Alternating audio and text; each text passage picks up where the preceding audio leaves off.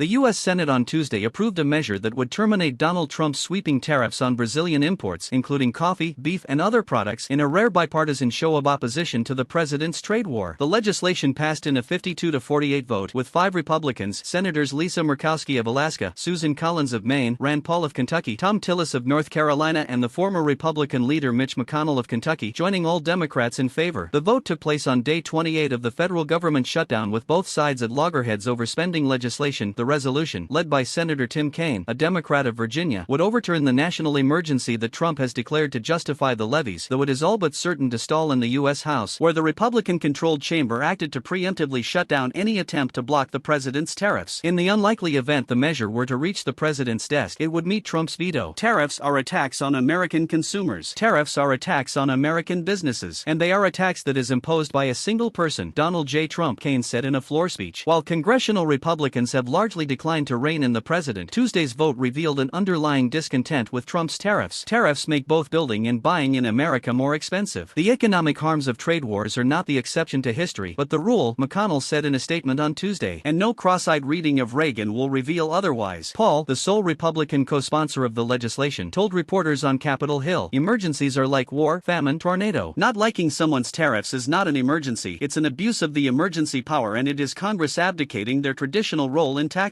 Trump has imposed 50% tariffs on Brazil, tying them to what he has called a witch hunt prosecution of his far-right ally, the former president Jair Bolsonaro. In July, he declared a national emergency with respect to recent policies, practices, and actions of the government of Brazil that he said amounts to an unusual and extraordinary threat. Bolsonaro was convicted in September and sentenced to 27 years in prison for attempting a military coup in 2022. This president has said that their prosecution of a disgraced former politician is a national emergency for the United States. How could that be? Kaine said in advance of the vote, accusing Trump of attempting an end run around Congress. If this is a national emergency for the United States, any president of any party could say that anything is a national emergency for the United States. Kaine also noted that the U.S. ran a trade surplus of nearly $7 billion with Brazil last year. Trump has argued that the U.S. has been exploited by foreign countries for far too long and that aggressive protectionist pole